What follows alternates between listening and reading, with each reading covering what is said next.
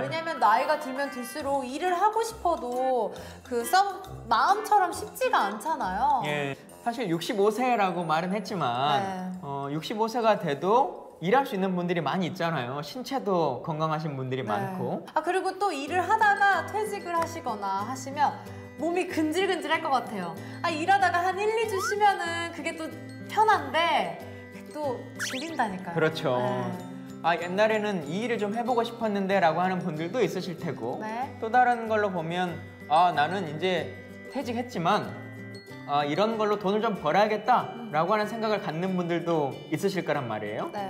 결치라는 말을 들었거든요. 결치? 결치. 이게 바로 어떤 뜻이냐면 어차피 결국은 치킨집 이런 뜻이래요. 그렇구나. 은퇴 후에 뭐 할지 고민하다가 어차피 결국 치킨집을 차린다는 뭐 이런 말이라고 하는데요. 충분히 일할 수 있을 만한 나이고 그 중장년층 분들이 의지도 참 강하잖아요. 그렇죠. 그리고 실제 돈도 많이 벌어야 되는 나이기도 하거든요. 자녀를 부양해야 되는 상황이니까. 그렇죠. 근데 저는 사실 제가 열심히 일을 하다가 은퇴를 했다고 생각하면은 이 앞전에 너무 고돼가지고 또 그 고된 일을 하고 싶지는 않을 것 같거든요. 내가 해보고 싶었던 일을 찾는다거나 아니면 일정 정도의 소일거리 혹은 나도 이제 남은 여생을 사회에 좀 공헌하면서 살고 싶다라고 하는 생각들을 많이 하시는 거잖아요.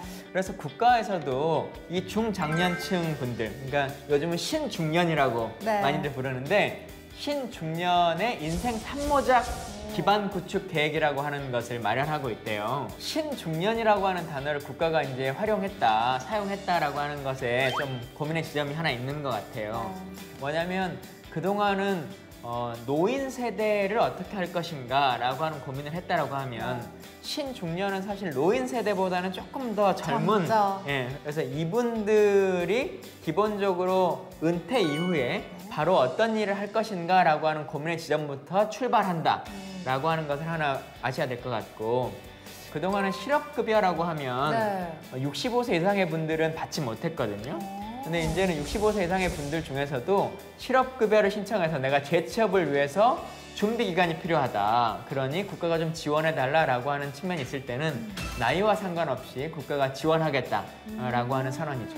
그러면 근로자라면 당연히 받을 수 있는 그 혜택을 그동안 못 받았더라면 이제는 당당하게 받을 수 있게 된 거네요. 그렇죠. 그리고 취업 성공 패키지라고 혹시 들어보셨는지 모르겠는데 못 들어봤어요. 내가 어떤 구직 활동을 하겠다라고 하는 것을 국가에게 먼저 얘기하고 그 훈련을 쭉 받아가는 과정에서 취업 성공 패키지니까 취업에 성공할 수 있도록 묶음으로 뭐 종합 세트 같은 거네요. 뭔가 제도를 만들겠다라고 하는 거잖아요. 취업 알선과 직무 교육이라고 하는 것을 원스톱으로 그러니까 패키지로 다 일괄로 이제 도와주는 것이니까요. 이 혜택 꼭 누려보셨으면 좋을 것 같습니다. 이건 신중년뿐만 아니라 청년 여러분들도 혜택이 가능한 것이니까 꼭 신청하시면 좋겠습니다.